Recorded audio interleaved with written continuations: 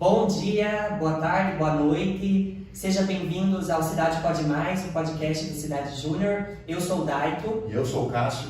Eu gostaria de começar esse episódio fazendo uma autodescrição de mim. Eu sou branco, tenho cabelo castanho claro, estou usando uma camisa social bordô, uma calça preta e um tênis branco. Gostaria de se apresentar? Claro.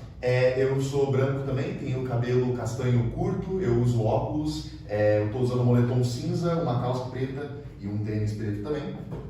E nossa convidada, Meg Gärtner, como é que fala o teu nome? É assim mesmo? É isso mesmo. Meg Gärtner. Então tem que falar também. Eu sou branca, cabelos loiros, tô de camiseta preta e cinza e calça preta e tênis.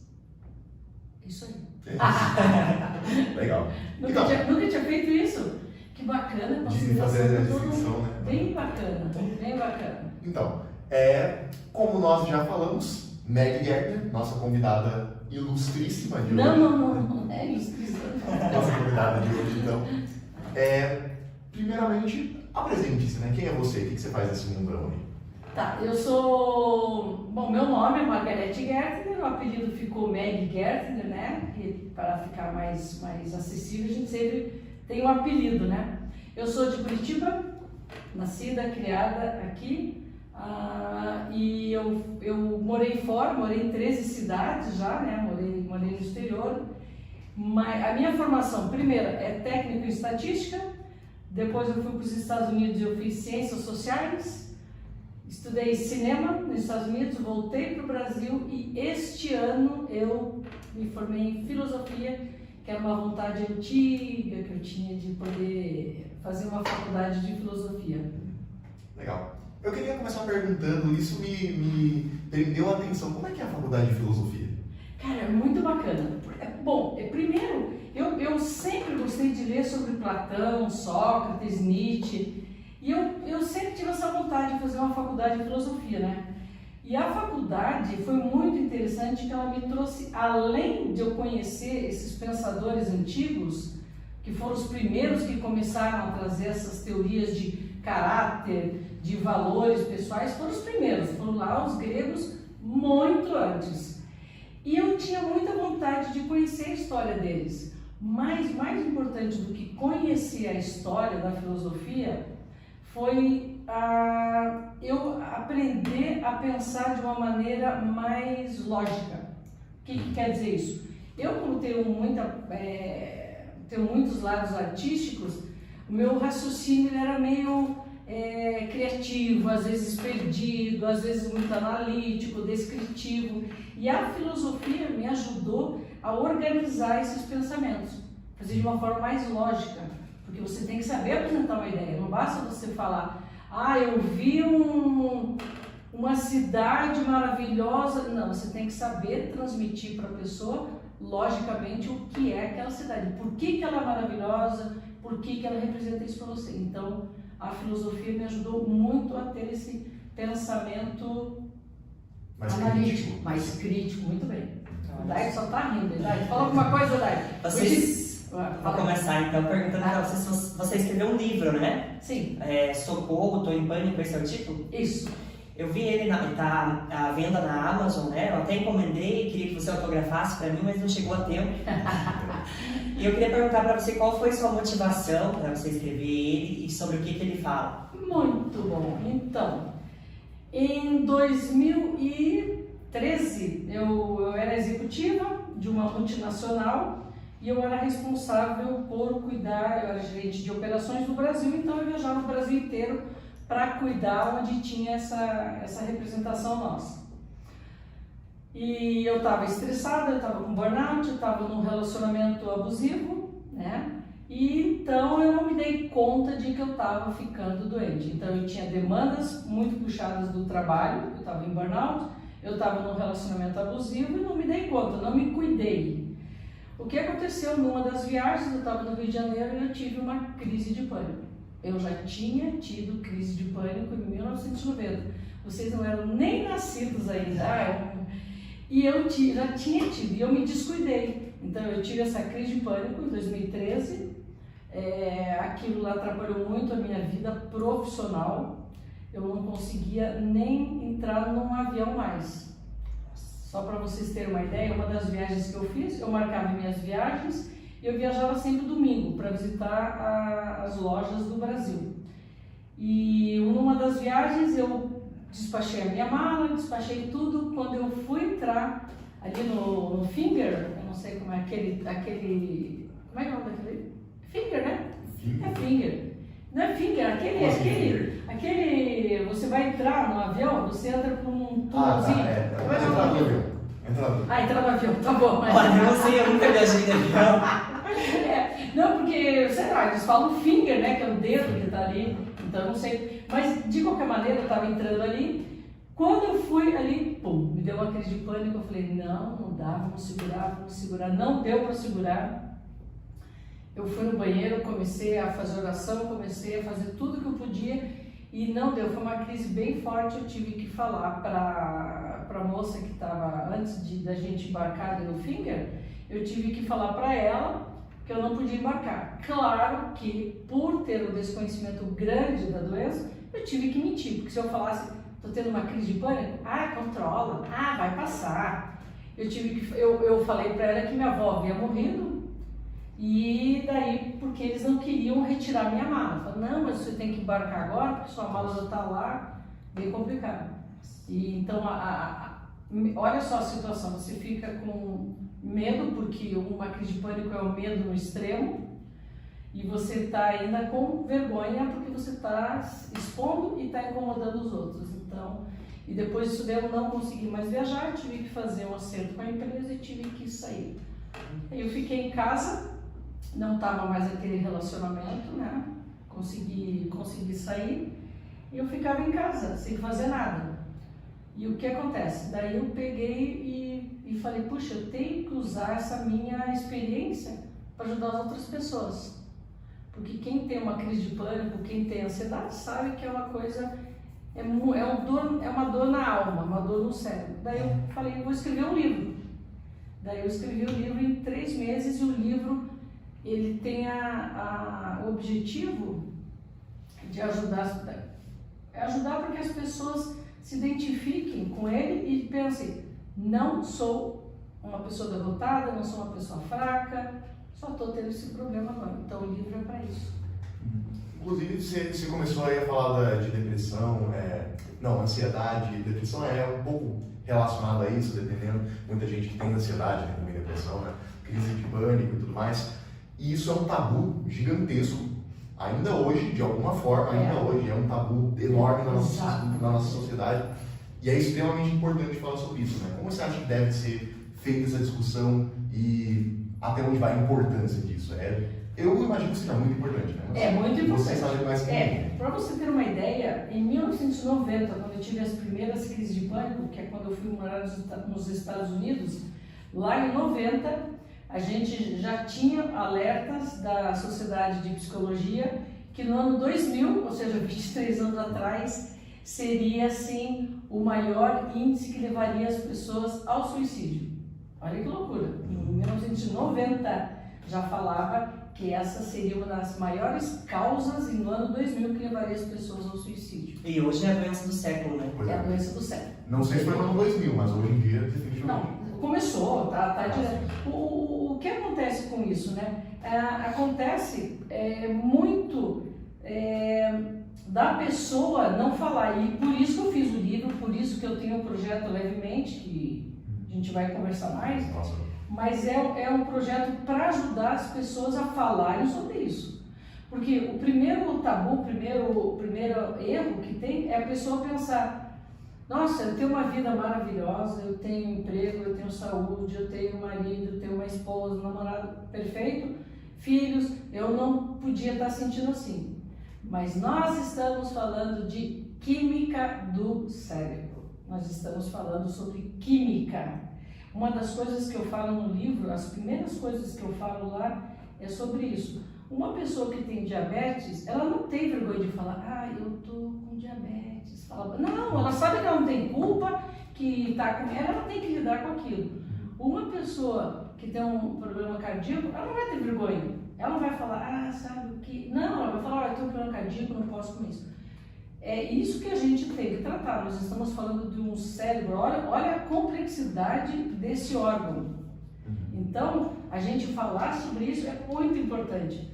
Onde que eu acho que tem que começar? Em todo lugar, principalmente, sabe, para os pais entenderem e poderem cuidar dos filhos ali. Já começa ali, meu filho não mudou o comportamento, ele gostava de sair, tem sinais. Se a gente se atentar para esses sinais, a gente consegue detectar. Então, respondendo a tua pergunta, como que a gente deve falar isso? Cara, tem que falar na cara, tem que falar, olha, não... É como eu falo, quando eu encontro uma amiga, que ela fala para mim, eu tenho vários amigos com depressão, né? E quando ela fala para mim assim, eu não quero tomar remédio, eu não quero me viciar, eu quero sair sozinho, eu me seguro para não perder a paciência. Mas a minha vontade não, eu falo para ela, escuta, o que você é melhor do que eu? Como assim, Meg? Eu falei, por que eu tomo remédio, eu faço o tratamento e vocês se acham melhor? Fala mesmo. Porque é uma coisa, a primeira coisa é você aceitar a complexidade que tem o nosso cérebro, né? E que é um desequilíbrio ali da química, né? Não é algo simplesmente... eu ia falar não é algo emocional, mas emoção tá ligada com a química do cérebro, então é algo emocional. Mas, tipo, não é algo simplesmente assim de, um sentimento de tristeza, não é só isso. Não. Né? Definitivamente não. Inclusive, isso é bom porque desmistifica bastante muitas coisas sobre depressão e ansiedade e transtornos ligados a isso, né? Porque, assim, eu não sei exatamente se eu tenho depressão, porque faz muito tempo que eu acho que eu tenho, mas eu nunca fui num psiquiatra de verdade para afirmar isso. Na verdade, eu fui uma vez, em 2021, que isso estava começando, assim, eu estava vendo que estava começando a ficar ruim, né, para mim. E daí eu falei, putz, se pá que tem alguma coisa de errado, né, eu vou lá ver isso. Aí eu fui e o cara, eu não sei, eu acho que ele estava meio desatualizado. É muito comum.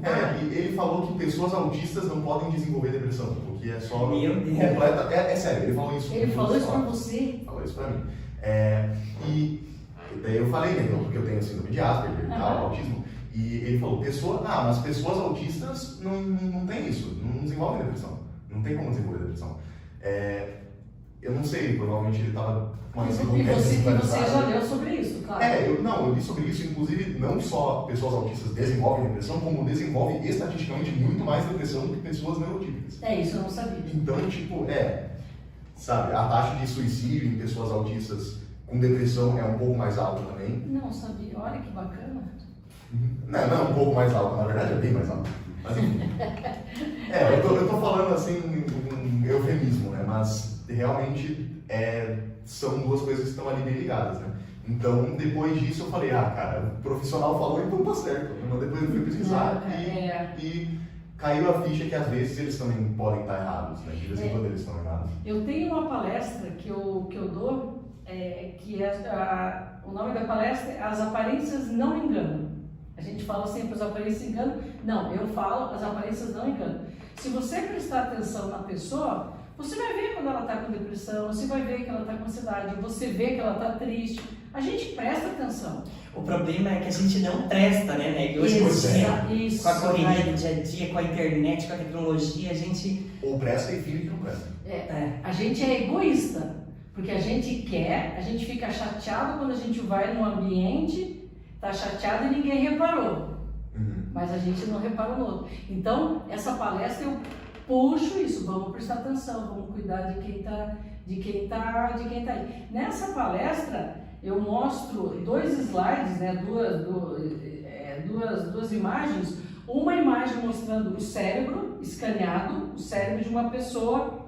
Poxa, o termo normal é tão péssimo, né? Vamos usar o termo normal. Normal não existe. Não existe, mas vamos usar o termo normal. Uma pessoa... Não, nem saudável. Vamos usar normal. Mostro a imagem de um cérebro de uma pessoa normal. Estamos falando normal, mas não quer dizer que pessoas com depressão não sejam normais. Nada de... mais fácil de entender. Eu gosto do termo típico. Eu gosto bastante. Opa! Eu gostei. esquece. Eu mostro a imagem de um cérebro de uma pessoa sem depressão e o cérebro de uma pessoa com depressão. É diferente. As áreas do cérebro, eles detectaram isso, eles detectaram que as áreas do cérebro de uma pessoa com depressão, elas são menos ativas, ou seja, ali não está tendo muita, eu não vou poder explicar como é que é essa imagem, mas ele mostra claramente que é uma coisa química. Depois, na palestra, eu mostro a imagem de um cérebro de uma pessoa sem ansiedade e em seguida de um cérebro de uma pessoa com ansiedade, e é diferente. Ali está tendo um turbilhão de informações. Por que eu faço isso? Para mostrar para as pessoas, cara, é uma coisa física, química, não é frescura, não é falta de caráter, não é falta de você se esforçar, não, é uma coisa química. Daí a gente vai fazer o quê? Aí o teu médico, o teu bom especialista vai definir se tem que usar um medicamento, ou vai fazer terapia, ou os dois. O que o medicamento faz? Ele vai reequilibrar essa química que está desequilibrada. É isso que o remédio faz. Eu já tenho essa consciência que precisa a gente falar, porque eu mesmo não falava, né? Quando eu vi que eu estava mal, que eu precisava cuidar da minha saúde mental, eu fui atrás e tal. Mas para mim ainda, assim, é complexo como ajudar uma pessoa com depressão. Tem, assim, alguma técnica, tipo, é apoiar ela, é estar ali para ouvir, estar do lado, é incentivar ela a procurar ajuda. Como ajudar uma pessoa com depressão? Olha, ótima pergunta. A melhor coisa que a gente pode fazer assim que a gente notou, desculpe, assim que a gente notou que uma pessoa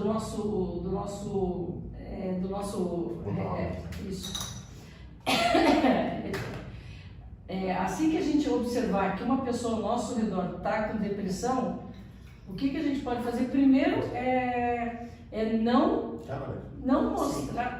Agora, descrição, nós estamos tomando água. Tem que fazer a descrição do livro, né? Só tem 2 copos, não sei quem que vai ficar sem. Eu não, eu sou convidada. Então, a primeira coisa, para todo mundo que está nos ouvindo, é você se aproximar dessa pessoa, demonstrar carinho, não me perguntando de cara, mas eu falo muito essa frase. Escuta, você sabe que eu amo você, tá? Você sabe que eu gosto de você, bacana. Eu tô aqui com você, eu tô aqui com você nessa luta. E deixar com que a pessoa se abra com você.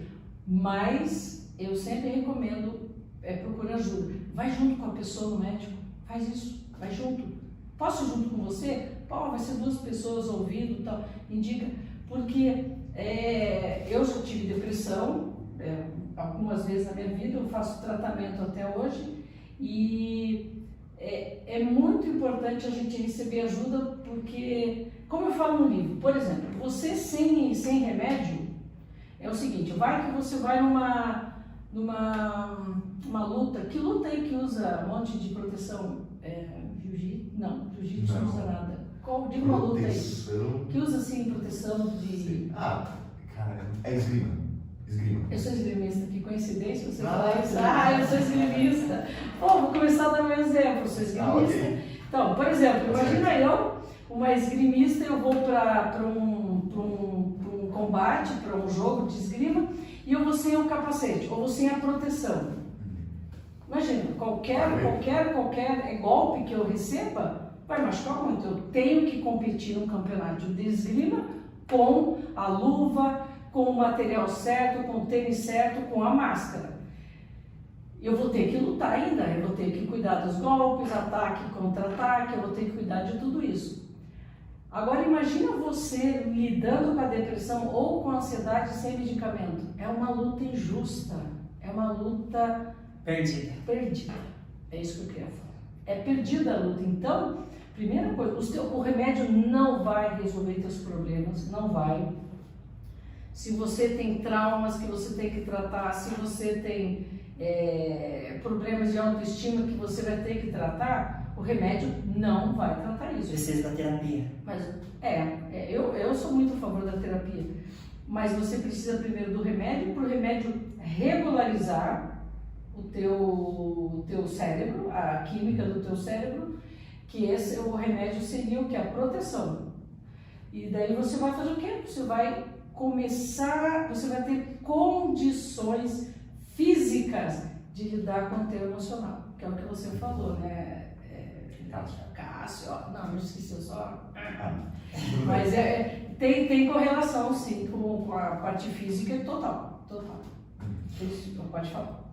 Pode falar o dono do podcast e eu mandando o cara. Pode falar. Pode falar. Não, imagina, que é isso. E assim, eu tô tão feliz de receber a Meg aqui, uma escritora, que honra. Eu sou gente com a gente.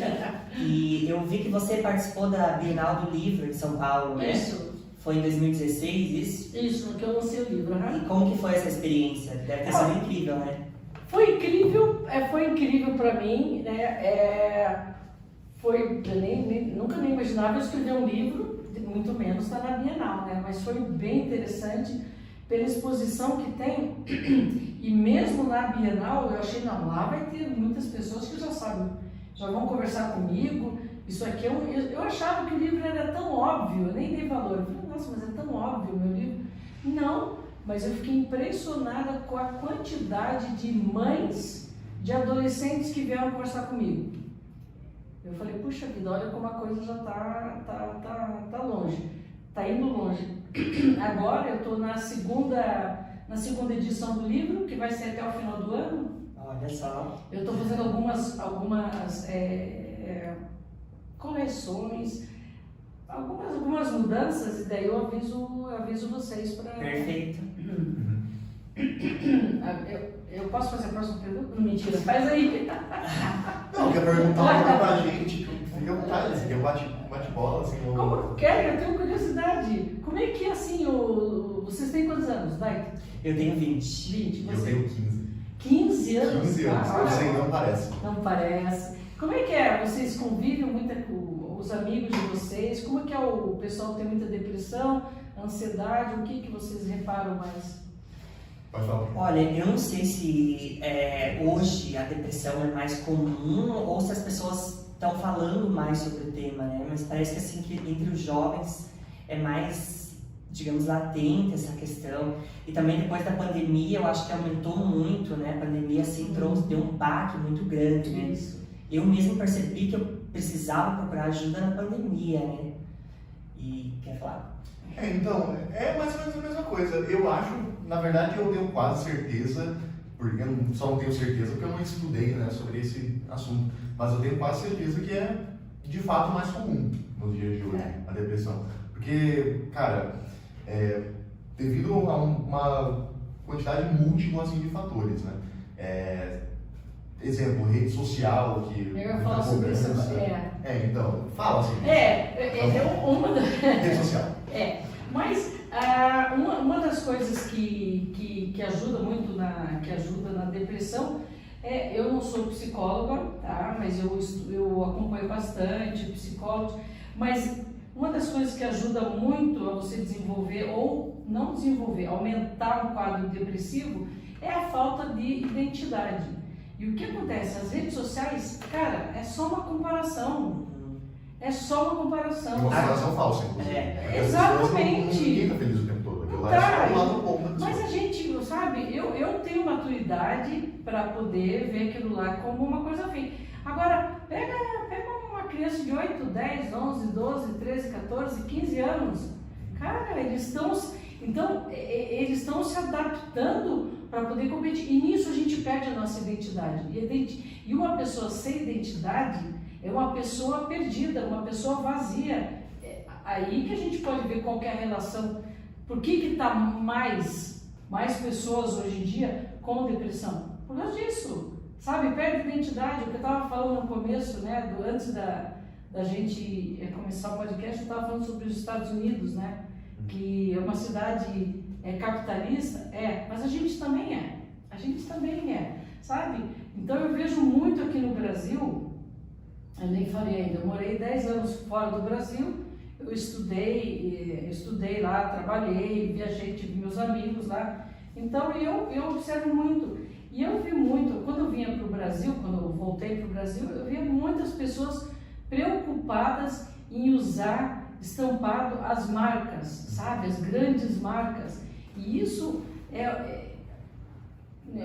não sei o que cada pessoa tem, mas em geral, para mim, demonstra muito a falta de individualidade da pessoa para que a pessoa possa ser reconhecida por uma marca que ela veste no peito. Nossa, é complicado. É para ser tratado. A gente está ficando doente e ninguém está alertando a gente. Né? Então, acho que é isso que vocês perguntaram. É, basicamente isso. É uma coisa que é uma coisa velada, né? Muita gente, justamente por causa do misticismo que eu estava falando antes, muita gente acha que, a pessoa está triste. Imagina um homem falar, eu estou com depressão. Olha, eu não vejo. Existe esse julgamento. Eu não vejo. Eu vejo amigas minhas que eu estou com depressão, umas vão buscar tratamento, outras não querem buscar tratamento. Agora, em 2023, eu não vejo um homem chegando para mim e falando, Maggie, eu tô com depressão. Eu não vi até hoje. É o machismo, né? Tipo assim, o homem não pode chorar, ele não pode parecer fraco. E daí quando você vê, até eu sou cristão, né? Até na Bíblia mesmo, o próprio Jesus, no Getsemane, ele chorou, ele falou, chamou 3 discípulos dele e falou que ele estava triste, ele estava com medo e tal. Mas mesmo assim, parece que pro homem o tabu é ainda maior, né? Então por isso que a gente tem que bater nessa tecla. Você está com depressão, você está com a química do teu cérebro, não está em harmonia como deveria. E não é só tristeza, né? É importante ressaltar isso. Não é só tristeza, é uma coisa... Eu lembro de ver uma entrevista com o Chester Bennington, que é o... não sei se conhece. Não. É o vocalista do Linkin Park, né? Finado agora. Ele morreu de suicídio, ele se matou. Eita. Porque ele conviveu muito com a depressão, né? Durante uma grande parte da vida dele, né? E eu lembro de ter visto uma entrevista, uma das últimas entrevistas que fizeram com ele, e quando perguntaram sobre esses problemas, né, que ele lidava, e ele falou que não era simplesmente uma coisa de eu estou triste, eu não quero fazer isso, né, agora. Tipo, eu estou triste, eu não quero sair de casa agora, eu não quero sair do quarto agora. Não é simplesmente isso. É mais uma coisa como, eu me sinto completamente vazio, não vale a pena sair do meu quarto, não existe luz do sol. Exato. Nossa, cara, ótima descrição, ótima. Então, é muito mais, não é preguiça, gente. Olha, para vocês terem uma ideia, quando eu estava em 2013, né, que eu tive essa crise de pânico, voltou, e com depressão, eu não saía da cama. Daí minha irmã me ligava muito e falava, como é que você tá? Eu falei, tô bem, mentia, né? Falava, tô bem. Daí eu falei, cara, eu não tô. Daí eu decidi escrever um livro para sair da cama. Eu falei, cara, não dá. Eu vou ter que fazer alguma coisa. Eu vou ter que me forçar. Eu falei, escrever um livro vai ser um desafio diferente. Eu fui no meu psicólogo, falei com ele e falei o seguinte, olha, eu vou escrever um livro e eu preciso que você me cobre das datas dos prazos. Porque eu vou escrever esse livro. Escrevi em 3 meses, né? É pouco tempo? É pouco tempo, mas é um livro muito simples, muito verdadeiro, né? Então foi um livro que eu escrevi muito rápido. Mas foi bem por causa disso. Eu falei, não, eu vou ter que sair daqui da cama de alguma maneira. Mas é bem o que você falou, você não vê sentido em estar vivo. E para quem é cristão, é pior. Porque daí quem é cristão não pode nem pensar em tirar a vida porque sabe que vai ter um monte de consequências, então é mais pesado ainda para quem é cristão. Eu tive uma criação cristã. Mas você é cristã hoje em dia? Não. Eu não tenho religião, mas eu acredito muito em Deus. Muito em Deus, assim, sabe? E a figura de Jesus Cristo é uma figura assim que a própria história já reconheceu, né? Ele não tem como retirar da minha parte, né? Se alguém Não, tem até inclusive muitos ateus que reconhecem que Jesus assim foi o maior líder que já existiu. Ele existiu de verdade.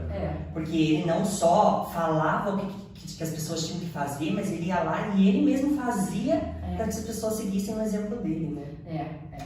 Mas mudando um pouco de assunto, Maggie, você tem uma história com o cinema, né? Conta pra nós como que foi Como que é esse trabalho com cinema? E o que você fez? Ah, interessante. Eu estava nos Estados Unidos, daí eu terminei, eu fiz uma faculdade de Ciências Sociais, daí meu plano era voltar para o Brasil, mas eu não estava com vontade. Daí eu falei, vou ficar mais um tempo aqui nos Estados Unidos. Daí eu falei, vou fazer uma faculdade, uma universidade lá. E daí eu lembro direitinho que eu estava no meu carro, estava assim numa montanha lá em Utah, onde eu morei, tem muita montanha, né? Muitas montanhas. E eu pensei assim, sabe o que eu vou estudar? O que é a coisa mais, era a coisa mais impossível para mim quando eu era mais nova? Eu comecei a pensar, eu falei, que coisa que eu mais gosto? Eu falei, cara, adoro assistir filme, adoro dirigir, adoro isso. Pronto, fui estudar cinema nos Estados Unidos, uma universidade muito boa, né? E daí eu já trabalhei em televisão, eu já trabalhei na Band, já dirigi programas na TV diários, já fiz filmes corporativos, filmes publicitários. Agora, há 2 anos atrás, a gente dirigimos um videoclipe e a gente ganhou o primeiro lugar. Então, o cinema para mim é a maneira que eu encontrei o meu canal, minha comunicação, para poder trazer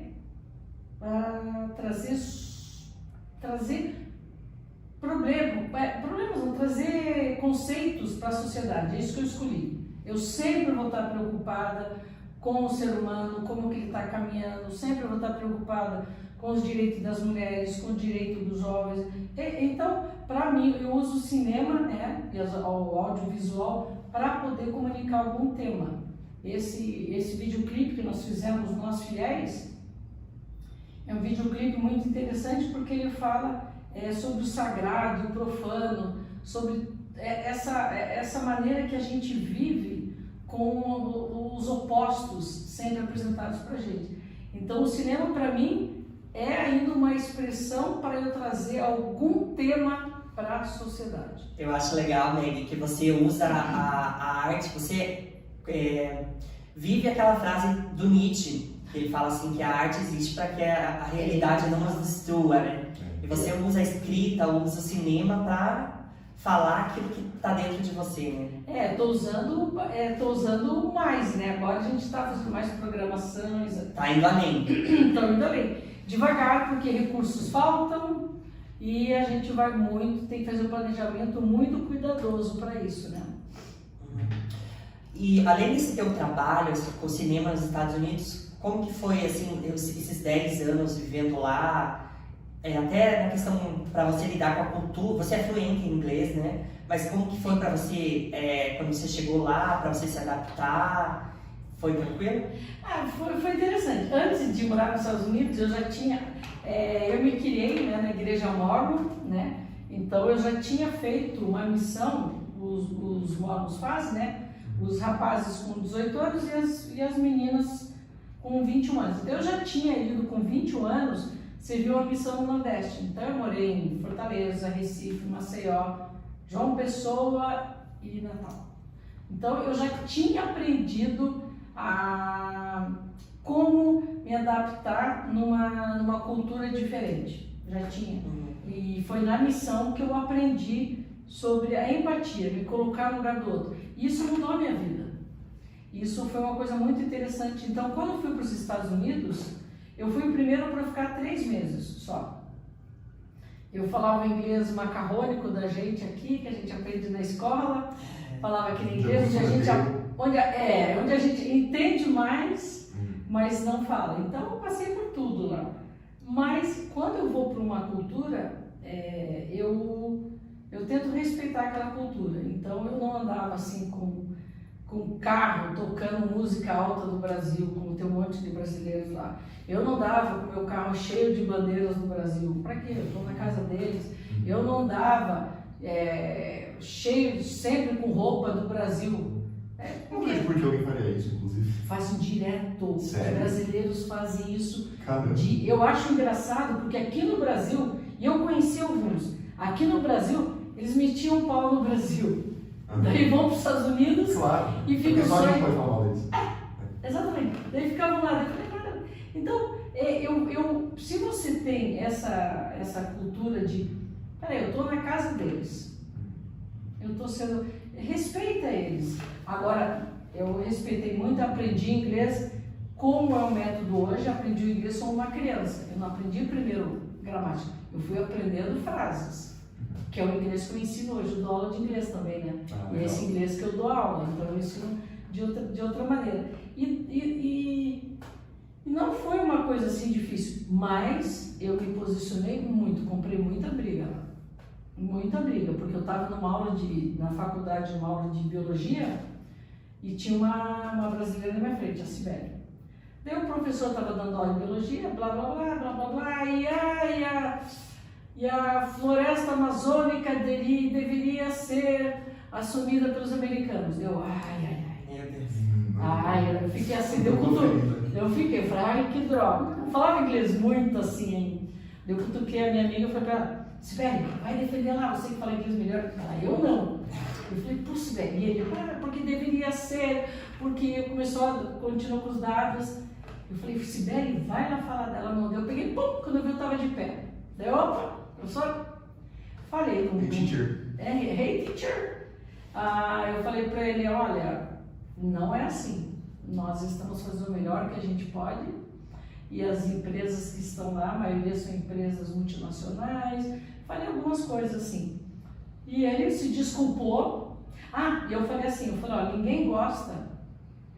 Vocês não gostariam que nós falássemos aqui nos Estados Unidos que a gente ia assumir um lugar para vocês assumir a direção de algum lugar. E daí eu sabia de dados. Eu falei, olha, vocês acabaram com a maior manada de búfalos que tinha no mundo. Vocês acabaram com as tribos indígenas aqui. Eu falei, desculpe, mas eu não estou vendo ponto em vocês irem lá. Ficou todo mundo quieto, terminou a aula, ele conversou comigo. Eu tinha na época um vídeo de Curitiba que fazia 300 anos, era um vídeo bilíngue. Na próxima aula eu passei um vídeo de Curitiba e todo mundo ficou impressionado. Dizendo, olha só, olha a cultura que tem lá. Então eu me posicionei bastante lá como brasileira, porque eu me sentia representante do povo brasileiro. Mas do jeito bom, né? Não do jeito intrusivo. Assim. Não, deixava eles provocarem, se ficasse quieto, estava tudo bem, não. Eu estava na casa deles, né? Sim. E como morar nos Estados Unidos por todo esse tempo ajudou no processo de aceitação? Aceitação do quê? Isso, a gente pode falar sobre tranquilo para você, porque como que você se identifica, assim, sexualidade? Eu sou lésbica. Nossa. E morar nos Estados Unidos ajudou nesse processo de aceitação? E não só na sexualidade, mas como também de depressão, ansiedade. A homossexualidade não ajudou, porque eu estava no estado órgão. Bem tradicional, bem tradicional. Mas esse tempo que eu fiquei lá, e é uma coisa interessante, quando a pessoa é verdadeiro cristão, e eu encontrei pessoas muito fanáticas, encontrei pessoas que não eram fanáticas, mas quando a pessoa é verdadeiro cristão, ela não julga, ela fica na dela e não julga e não tenta fazer verdadeiro. Hablou. Quando entende mesmo. Agora, quando fica só ali na religião rasa, daí ela tem preconceito, ela pensa que conhece os mandamentos de Deus, não conhece, ela está adaptando. E morar lá, para mim, foi uma época bem tranquila, assim, foi uma época de autoconhecimento. Então eu estudava muito, porque eu trabalhava para pagar os meus estudos e a gente sabe que é bem caro. Então, morar nos Estados Unidos na época que eu morei não teve uma relevância grande assim para me aceitar. Era para eu me aceitar, isso teve. E a tua pergunta foi sobre saúde mental. Sobre saúde mental. É mais difícil, na verdade. Isso também foi bem bacana e eu observei bastante. Eu vi que uma das coisas que traz estabilidade para a gente é a parte econômica. Isso não dá para a gente tirar, não dá para tirar. A gente vive aí na nossa cidade. Então, eu vi lá que você ter um bom trabalho, num ambiente digno, você ter uma casa confortável, ter um carro, meio de transporte, ajuda muito na tua saúde mental, ajuda. Mas o oposto disso é você ter de tudo fácil te dá um vazio grande de novo. Então, a minha escola mesmo é o Brasil. A minha escola onde eu aprendo, onde eu é o Brasil. Pausa para o café ou para brigar. Nossa, esse café está muito bom. Mentira, pessoal, não tem café. Tem água. Tem água. É isso aí. E, assim, aproveitando que a gente está aqui, né, no Cidade Júnior, uma empresa que trabalha com a diversidade, você inclusive participou do workshop Diversidade na Cidade Júnior, né? E você comentou que você trabalhou na American Express, está no seu LinkedIn, inclusive, que você trabalhou no HSBC também, que são empresas, assim, conhecidamente muito diversas, né? Como que você acha que você considera a diversidade importante para o ambiente, para o mundo do trabalho, assim? Maravilhoso. Olha, eu trabalhei no HSBC, uma empresa, para mim, foi uma das melhores escolas que eu já tive. E é muito interessante que os ingleses são muito tradicionais. A gente fala dos ingleses e pensa, nossa, eles são tradicionalistas. Mas são muito educados, é uma empresa muito diversificada. O meu diretor, na época, era um inglês, né? Ele é inglês, ele é homossexual. Super bem respeitado, se vestia diferente dos outros diretores. Quem fazia piadinha eram os brasileiros. E ele era diretorzão. Então os brasileiros ficavam, nossa, se vê a gravata do fulano e tal, ficavam fazendo isso. Para ele, que estava normal, os diretores. E ele era o braço direito do presidente mundial do HSBC. E ele estava ali normal. Então não vi isso no banco. Na American Express nos Estados Unidos, nossa, muito mais. Então eram pessoas eu não estou familiarizada ainda com os termos, eu não quero falar errado, porque o pessoal vai dizer, nossa, a mulher está desatualizada. Estou desatualizada. Mas tinham, sabe, os meus colegas barbados de vestido, as meninas de cabelo comprido, iam de terno, de gravatas, então, e era normal, não tinha esse estranhamento. Nossa, olha, não tinha. Eu notei muito isso, que lá nos Estados Unidos é muito normal você ver pessoas diferentes, raças juntas, diferentes formatos de corpo, tudo é normal. E quando eu vinha para o Brasil, eu ia passear com alguém, minha mãe, minhas amigas, e era normal, elas falavam, olha aquele lá, olha aquele cara, ele é preto e tá com aquela, por que ele tá com a... Olha, aquele menino tá com a menina gorda. Pra mim aquilo era... Porque eu tinha desacostumado, eu falei, o que vocês têm com... Acho que principalmente em Curitiba, né? Acho que em Curitiba o pessoal é mais conservador, até mais preconceituoso, assim, né? Eu acho que né? Porque a gente tem uma cultura, assim, diferente, né? Mas é diferentinho, assim, do ponto de vista americano. Eu não tive problema nenhum lá, me posicionei quando eu tive que me posicionar e aprendi muita coisa lá, muita organização e para mim, hoje é a minha segunda casa, porque foi onde eu morei mais tempo. Minha família mora lá, meus irmãos moram lá, meus pais moravam lá, faleceram, mas moravam lá também. Então é muito tranquilo. Você tem quantos anos? Acabei de fazer 60 anos. 60 anos. Agora, dia 3 de junho, eu vim de moto, né? Então agora eu tô louca para tirar a licença do carro para poder parar nas vagas de idosos. Nesse frio também andar de moto, meu Deus. Não, eu andava nos Estados Unidos quando estava nevando. Ok. Eu andava quando estava nevando. Pra você não deve ser. Não, tranquilo. A moto é a sensação que me traz que eu não abro. Eu tenho carro, vai estar na garagem, mas eu prefiro vir de moto, ainda mais que vocês estão no centro, né? Pois é, no centro, daí dá pra se escrever melhor, assim. Escuta, você que está aí, o cameraman, você conhece alguém que está com depressão? Conheço muita gente. Muita gente com a faixa etária? 17, 18 anos. 16, 17, 18. Olha só, voltei, eu estou colocando aqui, você vê que eu estou mentindo, eu estou fazendo... Não, isso é ótimo. Ele está só olhando ali. Esse aqui é o supervisor nosso. Eu sou supervisor. supervisor? Eu sou só nas gravações. Eu sou na gravação. Né? Supervisor da gravação. Mas é... Não, isso é ótimo. Isso é ótimo. Isso aqui é um bate-bola. Você tem alguma pergunta para mim?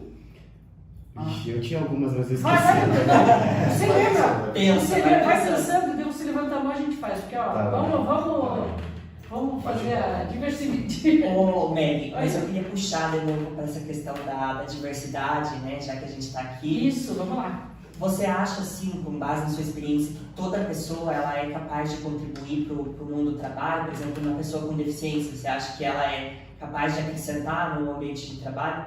Nossa. Sem exceção. Assim, todo mundo. Todo mundo. A pessoa, se ela ficar quieta, ela tem uma contribuição, ela pode ser o ponto pacificador daquele lugar. Se uma pessoa está quieta, pode ser que aquela pessoa te traga uma energia que você está precisando. Eu lembro que quando eu era publicitária, quando a gente vai fazer uma campanha publicitária, a gente começa pelo brainstorm, que é aquela guerra de chuva de ideias. E eu lembro que não sei se foi o Astor Oliveto que falou, acho que foi ele que falou. Ele tinha das maiores agências do Brasil e ele falou assim que várias campanhas que eles faziam, ele chamava uma pessoa que não tinha nada a ver com os publicitários. Eu não lembro qual foi a campanha, mas eles estavam, imagina, os salários mais bem pagos do Brasil estavam na agência dele em São Paulo. E eles estavam discutindo uma determinada campanha, como é que iam fazer, e ele pegou e chamou a tia do cafezinho. Olha que louco. E ela definiu qual era o mote da campanha.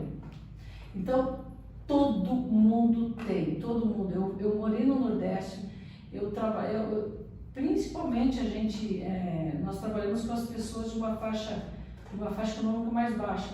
E eu vi que todo mundo tem alguma coisa para agregar. Todo mundo. E às vezes só não agregou ainda porque não teve oportunidade, só por isso. Então a gente tem que estar olhando, tem que estar chamando ali. É isso. É isso, né? Eu vou puxar. Você conseguiu pensar? Tá nervoso. Não, ele ficou nervoso agora.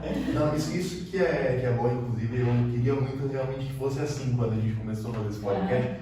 Que é muito bom, o modelo de conversa, assim, o cara fica à vontade para fazer as perguntas pra gente, assim como a gente faz pra vocês. Isso aqui não é uma entrevista. É uma conversa. Eu não quero ser, pelo menos eu não quero que seja uma entrevista, né? Não. O modelo é de entrevista, né? A gente tá aqui, nós dois somos os fixos, né?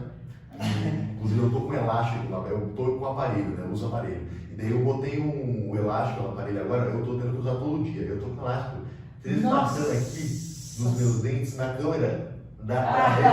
Mas ele tá tipo atravessando a minha boca assim verticalmente e daí eu fico cuspindo. É muito chato, eu não consigo controlar. Se eu cuspir vocês me desculpem. Nossa, eu não vi nada. Agora eu vou ficar com medo, né? Tudo bem. Eu tento me controlar, mas às vezes. Olha lá, já vou perder outra. Eita! Bom, eu queria voltar para a parte de sexualidade. Eu creio que isso é um assunto importante que também deve ser falado e a gente não falou. E que tem muita relação com depressão e ansiedade. Muita relação, muito mais do que parece. Eu não sei exatamente de onde vieram esses dados que eu estou falando, mas pelo que eu me lembro, em pessoas que não são heterossexuais também tem um índice de depressão e ansiedade maior do que as que são heterossexuais. Sim. Definitivamente. Especialmente é bom destacar pessoas transgênero, transexuais, né, que fazem a cirurgia de transição, e pessoas homossexuais, lésbicas, pansexuais, bissexuais, enfim, pessoas da comunidade LGBT em geral sofrem muito preconceito também. Isso influencia, imagino, meio obviamente, na verdade, na depressão, né, e tudo mais, muito julgamento da sociedade. E vamos falar mais um pouco sobre isso. Você falou que se identifica como lésbica, certo? Uhum. Você é lésbica. Como que foi isso? Como que você... Quando foi o momento que você percebeu, assim, eu sou lésbica? Interessante. Eu era pequena... Fala abertamente. Eu era pequena e muito pequena. Eu tinha uns 3, 4 anos. E quando a gente ia para a igreja todo domingo, minha mãe já deixava as nossas roupinhas, nós somos em 6 filhos. Então ela deixava a roupinha de todo mundo, sapatinho. E eu lembro que ela deixava o vestidinho, o sapatinho, e meus irmãos iam de gravata. E eu dizia, mas por que eu não estou indo de gravata? Olha só que interessante. Eu falei, mas eu não falava, porque eu falei, minha mãe colocou isso, é para eu ir de vestido. Mas eu pensei, eu ficava olhando e eu, por que eu não estou indo de gravata? Não sei. Mas eu fui crescendo, né? As brincadeiras que eu mais gostava eram as de menino, né? Eu brincava de boneca, mas as minhas bonecas, elas tinham mochila, elas iam escalar montanha. E a da minha irmã ficava lá na casinha, boneca, e a minha ia escalar montanha, a minha ia andar de moto, a minha ia fazer coisas diferentes. Era muito mais feliz, tá certeza. Eu era. Eu lembro de uma mochilinha que eu fiz pra minha boneca, imagina, uma boneca com mochilinha, porque ela ia escalar a montanha. Você fez a mochilinha pra você? Fiz a mochilinha, ficou tão bonitinho. E daí eu brincava. Mas eu nem sabia, eu sou diferente, eu não sou. Pra você era normal. É normal, eu ia jogar bola, meu pai deixava. Meu pai nunca proibiu. Margarete, isso não é brinquedo para menino. Não. Eles até, eu jogava futebol, tem fotos, tudo. Daí quando eu cresci, com 14 anos, né, foi a primeira vez que eu beijei uma menina. Porque antes vamos voltar, tá, 8, 10, 11 anos. Foi rápido demais, cara. Eu já dei um pulão aí, a ansiedade. Eu lembro que as professoras me chamavam atenção, minhas amigas me chamavam atenção pela beleza, assim, mas eu nem sabia nada disso. Minhas amigas ficavam falando, você via aquele lá como ele é lindinho, daí eu ficava quieta. Daí para não parecer uma chata, ele é uma graça mesmo, mas não achava. Aquele lá é lindo. Eu falava, nossa, ele é lindo mesmo, mas não achava.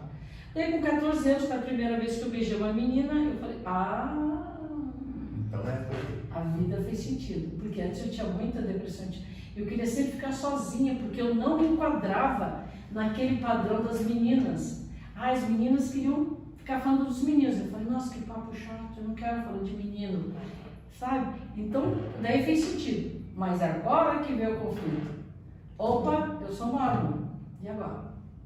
Isso é errado. Eu comecei a pesquisar o que Deus achava disso, nem precisava pesquisar muito, porque eu já sabia que era errado. Não, Deus condena. Você vai lá no livro de Romanos, e o livro de Romanos fala sobre isso, né?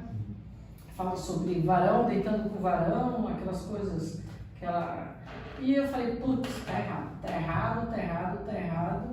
E daí que começou minha tormenta, o meu inferno pessoal começou. Porque daí eu falei, puxa vida, eu gosto, porque eu tinha beijado essa menina, me apaixonei por ela, mas isso está errado. E quando você tem um desafio que mexe com o sentimento, ele é maior. Porque o sentimento é você. Não é muito controlável, né? Não é, o sentimento é você. Né? O sentimento... Então foi muito difícil. Meu pai descobriu, né? Meu pai falou para mim, Margarete, está errado, tenta fazer isso, tenta fazer aquilo. A gente mudou de lugar para não ficar perto dela, onde ela morava, e eu com aquele vazio. Eu comecei a namorar rapazes da igreja, mas era muito ruim, era muito difícil. O tempo que eu estava do lado dele não passava. Eu ficava, nossa, tomara que ele tem que ir embora, sabe? E para ser aceita pela família, pela comunidade e pela igreja. Pela comunidade, não, pela sociedade. Mas foi um tormento gigantesco, foi muito ruim. E daí eu tive um outro relacionamento, escondido, de novo eu me apaixonei, mas quando fiz escondido, continuei frequentando a igreja e foi bem complicado, porque eu lidava com prazer e culpa. E eu não sentia aquela culpa, mas eu senti uma culpa gigantesca. Depois eu fui para os Estados Unidos, fiquei um tempo lá, pensei bem, e eu só fui a me assumir mesmo para os outros e para mim, porque esse armário, é bem importante você sair do teu armário com 45 anos. Eu estou com 60, então isso faz aí 15 anos. 15 anos, pouco tempo. Até então eu namorava escondido, não era nada assim, sabe? Se me perguntasse se eu era lésbica, eu falava, olha, eu não quero falar sobre isso, mudava de assunto. Mas daí foi quando eu não aguentei mais, que eu estava com uma depressão bem grande, e eu falei pro meu pai, pai, eu não aguento mais, chorando. Pai, eu não aguento mais. Daí ele falou assim para mim, Ele falou, eu vi a tua luta, eu vi. Todos nós vimos lá em casa. Então faz o seguinte, não queira agradar a sociedade, nem a igreja e nem a família. Olha só. Eu falei, opa, chorei muito de alegria, né? Eu falei, bom, agora eu vou arrumar uma namorada. Daí eu fui arrumar uma namorada, não era a pessoa certa, porque daí eu entrei num relacionamento tóxico. Por quê? Porque eu não sabia escolher. Por isso que eu falo, pais, pessoa que ajude o teu filho, tua filha, homossexual ou trans, ou qualquer diferença que tenha desse padrão, ajude. Porque se a gente tiver apoio das pessoas, a gente vai fazer uma escolha mais assertiva. Como eu estava com autoestima baixa, eu me relacionei com uma pessoa numa relação tóxica. E aquilo foi muito complicado. Mas eu peguei, antes de qualquer coisa, como eu frequentava a igreja até então, eu fui falar com o bispo da igreja, eu falei, bispo, eu quero falar com você. Lembra da pergunta, tá? A gente vai aprender. Eu falei, bispo, quero falar com você. Eu falei com ele, eu falei, é o seguinte, eu sou lésbica. Não, Margarete, não pode. Eu falei, não é não. Ele falou bem isso. Ele falou assim, não, Margarete, não é teu irmão. Eu falei, não, que ele já tinha ouvido falar alguma coisa. Eu falei, não, sou eu. E eu conheci uma menina e eu vou namorar. Não pode. Eu falei, isso com todo respeito que eu tenho pela instituição da igreja. Eu não estou pedindo autorização, eu estou comunicando. Eu falei, você sabe que você vai ter que passar por uma ação disciplinar e você provavelmente tem que ser desassociado. Eu falei, tá certo. Eu falei, não tem problema, é isso que eu quero. Assim como eu entrei na igreja pelo batismo, eu quero sair da maneira certa. E ele é meu grande amigo e ele falou para mim, eu te admiro muito, porque era muito mais fácil você simplesmente ter se afastado da igreja. Mas eu falei, não, mas eu quero saber que eu estou fazendo coisa certa. Então, hoje em dia eu sou muito tranquila, mas ainda aparecem muitos relacionamentos para mim que a mulher não quer se assumir. Daí eu fico pensando, será que vale a pena eu entrar no armário outra vez? E tudo é uma questão de conversar com a pessoa. Mas eu sou contra essa demonstração excessiva. Sabe, Eu acho, assim, eu acredito que é importante a gente ter a nossa identidade, saber quem a gente é e tal, mas também não precisa, na minha opinião, assim, ficar se rotulando toda hora. Exato, é como eu falei, se eu estou numa entrevista de trabalho que eu vejo que o recrutador é mente aberta, é bacana, assim, eu tento colocar na conversa que eu sou para ver a reação, para ver se eu quero trabalhar naquela empresa. Eu quero, eu falo, eu jogo a conversa, eu jogo minha namorada, alguma coisa assim, para ver a reação, para eu decidir se eu quero trabalhar naquela empresa ou não. Né?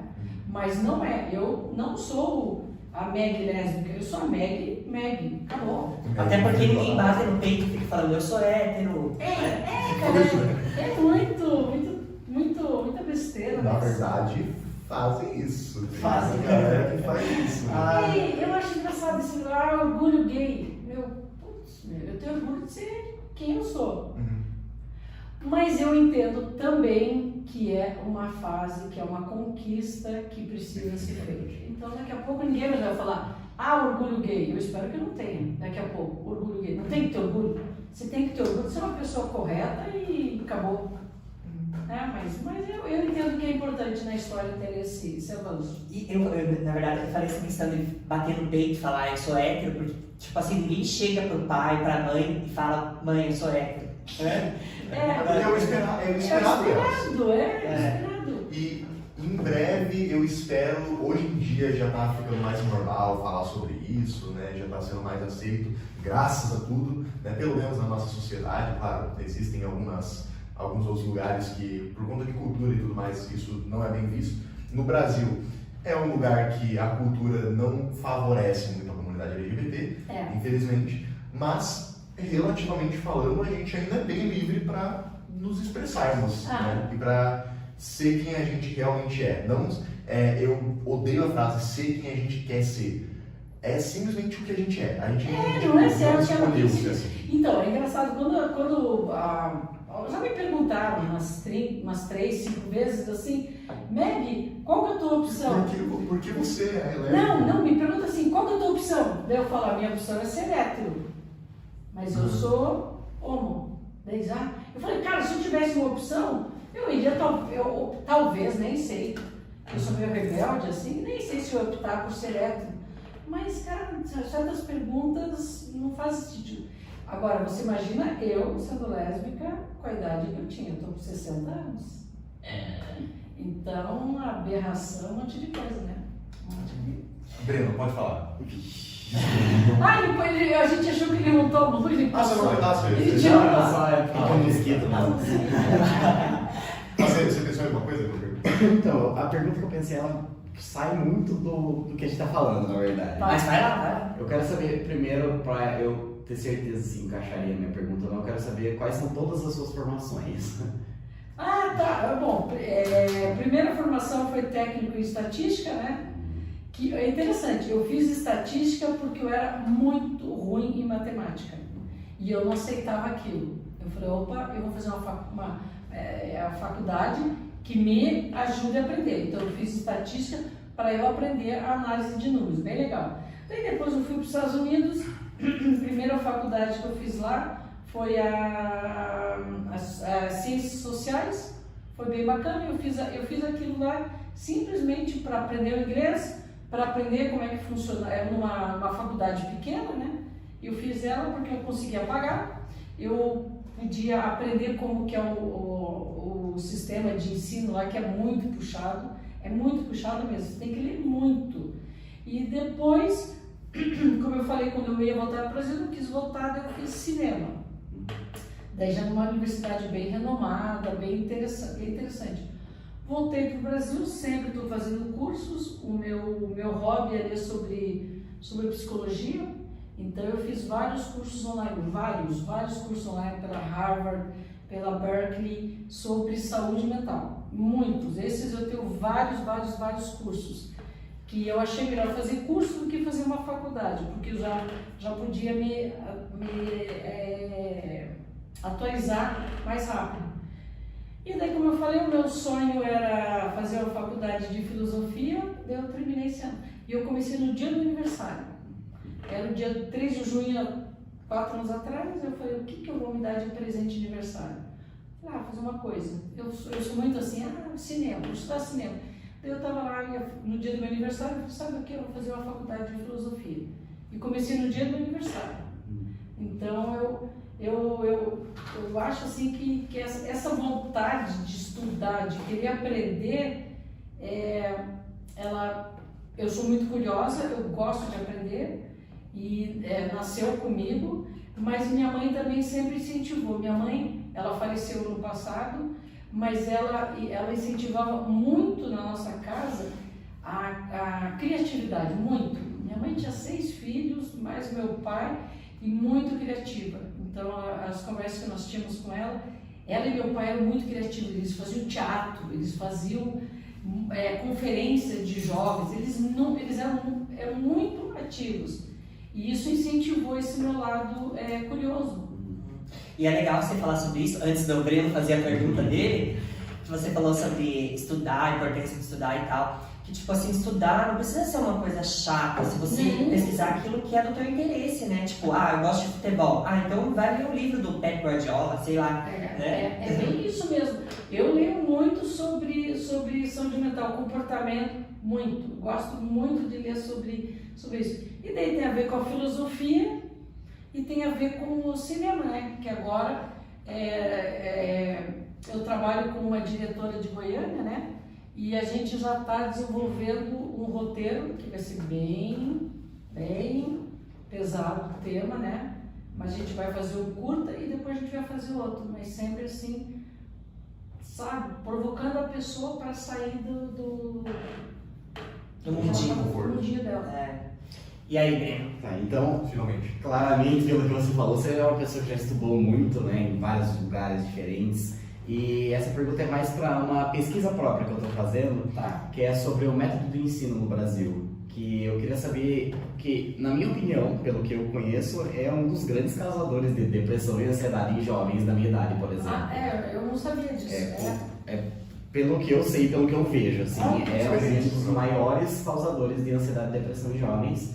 E eu queria saber se você mudaria alguma coisa no ensino brasileiro, por exemplo, o ensino médio para prova, para entrar na federal, por exemplo. Olha, o que eu mudaria total. Algumas faculdades, o que a gente faz muito nos Estados Unidos é ler muito. O professor, ele vai para...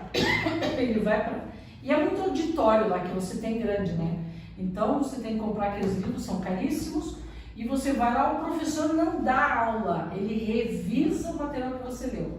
Então, por exemplo, eu já recebo o conteúdo, né, no começo do curso, e ele vai falar, você tem que ler aquele material, você tem que estudar aquele material, e na aula ele vai revisar. Então, eu acho isso muito importante. Você desenvolveu o teu método, isso não tem muito aqui.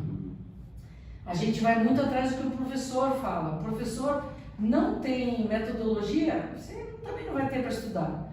O professor não traz, você não vai ter. Mas eu tenho observado que está mudando muito a maneira de estudar aqui nas universidades. Eles estão fazendo muito estudo de caso. A minha sobrinha, as duas sobrinhas de Blumenau, a mais nova está na metade da medicina agora. E ela me falando, né, que a universidade dela, lá em Blumenau, ela tem muito estudo de caso. Eles vão estudar, isso é muito modelo americano, sabe? Então, é teoria na prática, o estudo de caso, isso que eu acho que falta. E eu acho que uma coisa muito bacana seria aulas de filosofia desde sempre. Ajudar você a pensar de maneira lógica, de maneira analítica. Eu acho que falta muito. Falta. É que isso é aplicado a partir do 6º ano, né? Mas ela deveria ter, sabe, mais aplicado. Eu quero muito dar aula em faculdade. Primeiro ano. Primeiro? Sexto ano até o ano, eu tô no 2º ano agora. É? Eu não tinha filosofia. Não tem? Até A escola pública só começa no primeiro ano. A escola pública. Pra mim, eu sempre tive. Mas lá nos Estados Unidos tem essa falha também. Eles não têm lá. Mas o americano, ele é criado desde pequeno, desde que está no high school, para ser o melhor. Você é o melhor, você é o melhor, você é o melhor. Isso...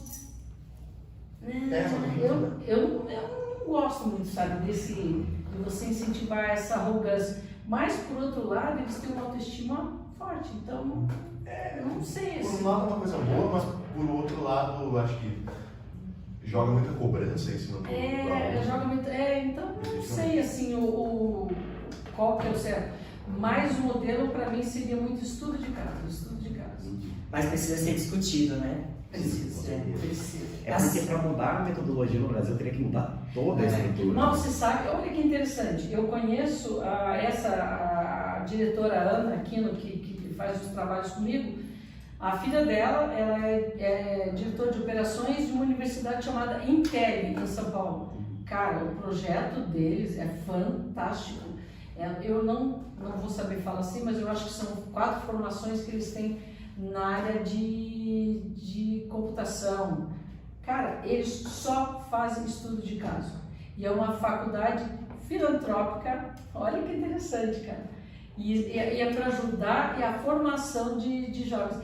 Então eu fico bem feliz que eu falo, cara, olha uma iniciativa aí muito bacana mesmo que está acontecendo ali, aqui em São Paulo. Então o pessoal está vendo que esse modelo tradicional não funciona. Eu já dei aula em faculdade aqui no Brasil e eu ficava com pena dos alunos que trabalhavam o dia inteiro e ficavam lá e eu tinha que dar um conteúdo para eles que... Então eu falei, Parece mais um monólogo, né? Mas eu não, eu fazia, imagina, eu dava aula de propaganda e publicidade, a gente pegava propaganda e criava. Eu como tinha essa experiência de fora, eu trouxe para cá, falei, não, vamos fazer diferente. Eu vejo assim, onde eu estudo, na PUC, eles também trazem muito esse conceito de fora, assim, pra gente, sabe? Então a gente tem muita liberdade, assim, pra pesquisar, e eles trazem muita sala invertida pra gente, eles tentam, sabe? O que é sala invertida? A sala invertida é, tipo, o professor passa um tema pra gente que ele vai tratar na próxima aula. passa um livro, passa alguma referência para a gente ler, né? Você vai lá ler e daí na próxima aula a gente que vai trazer as dúvidas para o professor e o professor só vai responder as nossas dúvidas. Olha, modelo bacana. Então tá acontecendo, agora vai demorar um pouco, por quê? Porque eu acho que, vamos ser um pouco subversivo agora, o próprio governo não quer que a gente tenha muita cultura, né? Não é assim. E a gente vai No saber. ensino médio, vai ficar polêmico. Assim. Não, vamos sair dessa, vamos... Esquentando. É a teoria do pão e circo pro povo, é outra história. Então, o que isso quer dizer? Gente, vamos se especializar, veja o que você gosta, comece a ler. Mas eu gosto de astronomia. Vai estudar astronomia, vai ser o melhor naquele campo. Mas eu gosto de jardinagem. Vai fazer jardinagem, sabe? Não tem um padrão. Mas ele não vai dar dinheiro. Vai dar dinheiro, vai dar. Eu garanto que dá dinheiro. É só ter criatividade. É só ter criatividade. Cara, eu quero estudar música, sabe? Cara, ele não dá dinheiro, olha. Como que não dá dinheiro? Quer dizer, é difícil pra caramba de Mas dar dinheiro. qualquer coisa dá é difícil. dinheiro, dá muito. Exatamente, dá muito dinheiro. Eu acho que vale a pena você se arriscar. Pra tudo na vida O vale a que você pena. faz na vida? O que eu faço na vida? É. Eu vou perdi outro aqui. Mas como assim a pergunta? Você estuda. Sim, eu estudo, eu trabalho aqui na Cidade Júnior. E você quer ser o quê? O que você quer fazer? O que você se imagina? O meu maior sonho é trabalhar com música. Não precisa ser necessariamente eu ser um músico Você famoso. pode ser produtor musical. Sim, produtor musical, engenheiro de som. Engenheiro de som, na verdade, não existe muito hoje em dia, porque os músicos hoje em dia... não tem mais? Não tem mais. Existe bastante ainda, na verdade, mas está lentamente se tornando uma coisa um pouco mais ultrapassada, porque os músicos eles estão começando a aprender a produzir por si próprios, porque a tecnologia está se tornando muito mais acessível e as pessoas estão começando a produzir em casa. Eu mesmo produzo, eu tenho uma banda, eu produzo as nossas próprias músicas, né? A gente grava, eu estava falando com o Dai antes de começar a entrevista, a gente grava dentro do meu armário, né? Então eu só tenho um microfone, o aplicativo que eu uso para gravar. Eu tenho alguns instrumentos, eu tenho uma guitarra, um baixo, eu comprei recentemente uma bateria, vou ficar pagando pelo que vem, mas ignoramos esse aspecto. E a gente grava dentro do meu armário, a gente canta, eu produzo e é isso. Pelo menos você já tem um microfone, né? Que nem isso a gente tem. Não, mas em breve teremos. Em breve teremos. Como que não temos? Ó, aqui ó. Não, eu vou fazer uma doação para você. Eu tenho um microfone lá. Que isso. Vou fazer. Então. E isso, você quer trabalhar com tudo. É bem bacana, olha, essas música muito bacana. Daí tu vai ser advogado do quê? Por que você está fazendo direito, Guri? Então, eu sempre gostei, porque eu faço direito porque o direito sempre teve em mim, né? Sempre tive que Você é justiceiro. Brigar pelos meus direitos, pelo meu direito. Derrubar o chave, não fomos nós aqui. Foi o nosso dia. A chapa A chave do supervisor de câmera. Então, eu vou seguir a área criminal, né? E meu sonho é ser promotor de justiça. Caraca! Escuta, eu tenho uma dica pra você então. Vai assistir o filme. Eu assinei o Brasil Paralelo. Cara, vai assistir o filme o documentário da Lei Maria da Penha. Sério? Olha, interessante. É muito interessante. Dica cultural já tá dada. Não, é bem bacana. E assim, pessoal, eu prometi pra Meg 40 minutos de papo aqui, mas acho que já foi mais de 1 hora. 1h20. Agora, gente, 1h13. cruz, credo, vai ter que cortar muita coisa aí. A gente fez um roteirinho aqui, mas a gente não tá Faz em 2 episódios pro povo, não, senão ninguém aguenta. Mas, Meg. Não, podcasts assim mais profissionais. Mas ele não falou o que ele vai fazer. Não, o nosso. O Breno, fala. Nem faço parte da entrevista. Eu estou indo você. Você fez parte agora. Mas hoje eu faço parte. Então tá bom. Eu tenho muitos objetivos, na verdade. Dentre eles eu quero ser atleta, ou me formar em gastronomia, ou criar uma nova metodologia de ensino no Brasil. Olha! São os meus 3 principais objetivos de vida. Bacana. Legal. Meg, agora pra você. Caminhando mais pro fim, gostaria de fazer 2 perguntas em uma. Queria que você falasse um pouco mais, você até citou aqui, né, sobre o projeto Levemente. Quais são os outros projetos assim que você tem, que você faz hoje, palestras, né? Tem palestras sobre ansiedade e depressão, sobre autoestima. E segunda pergunta, como que alguém, o nosso telespectador que tiver interesse, faz para te contatar e para te contratar, né? Ah, tá. Primeira, o projeto Levemente ele surgiu exatamente dessa constatação pessoal de que a nossa vida está pesada e vai ficar cada vez mais pesada, o nosso vazio interior pode nos levar a uma depressão e a depressão vai levar a um vazio interior, não sei qual que é. Então eu fiz esse projeto Levemente, que é um projeto que eu trago para as pessoas poderem viver de forma leve, que a vida é muito pesada e com sorriso, com alegria, a coisa fica melhor. E depende de você fazer isso. Então eu tenho esse projeto que a gente, eu estava dando, a primeira palestra foi cancelada por causa da pandemia, mas logo a gente retoma. E eu também estou com 2 projetos de audiovisual, que vai ser um curta-metragem, que a gente vai estar falando sobre 2 temas bem pesados, que é abuso infantil e demência, né? Então a gente vai estar... E o outro projeto também de audiovisual que vai estar falando sobre a nossa liberdade mesmo. Qual é a nossa liberdade? Quem está preso está livre, quem está livre está preso. Como que é isso? A gente vai estar falando sobre isso. E para me contactar, o meu projeto Levemente é Meg Gertner, M-E-G, daí o Gertner é G-A-E-R-T-N-E-R. Gaertner, a gente fala Gertner mesmo, é como o Erasto Gertner do hospital. E é isso, pode me procurar, eu converso muito, eu faço essa parte de palestras, faço coach também pessoal.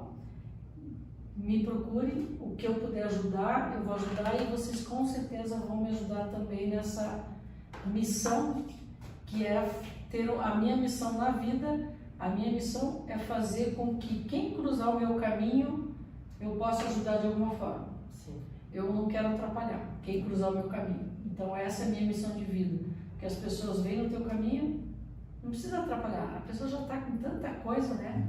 Então, acho que é isso. E assim, né, pra fechar, da minha parte pelo menos, eu queria pedir pra você deixar uma mensagem. Quer que eu cante uma música aqui? Você canta? Não, eu tô louca. Bem louca. Já ia cantar junto do Cássio. Ah, você canta? Sim, eu falei que não. Não, mas eu não canto nada, não. Eu queria que você deixasse uma mensagem de aceitação, assim, no geral, assim, pra todo mundo, pra quem tem alguma dificuldade, alguma deficiência, alguma sexualidade diferente do comum, do padrão, né? Deixa assim uma mensagem de aceitação para quem está nos assistindo e às vezes tem medo de falar, tem medo de se aceitar. Olha, se você está com dificuldade de se aceitar, você está fazendo tudo, primeiro invista em autoestima. Não tem nada mais importante na tua vida. Vou repetir. Não tem nada mais importante na tua vida do que você investir na tua autoestima. Não sei a tua autoestima. Pesquise, vá pesquisar. Eu fiz isso. Invista na tua autoestima. Mesmo assim, você ainda está começando a pesquisar sobre autoestima, está começando a mudar. Primeira coisa, pensa que Deus, o homem que criou tudo isso que a gente está vendo, esse mundo maravilhoso, Ele te ama, Ele me ama. Como eu sou criação dele. Ele não me julga, ele me ama. Quem sou eu para me julgar e para me criticar? Se Deus me ama como eu sou. Se você partir desse princípio que teve uma força maior que criou esse mundo, que criou o nosso corpo, que é um corpo perfeito, todos os corpos são perfeitos? Todos. Eu tenho uma dificuldade de audição, porque o corpo é perfeito, desse jeito. Então, se você partir desse princípio que Deus ama e aceita você como você é, quem é você para duvidar da tua capacidade? Então é isso. Muito obrigada pelo convite, pessoal. Eu que agradeço, que honra, né, Cássio? Foi muito boa essa entrevista, deu quanto tempo aqui? Nossa! Um pouquinho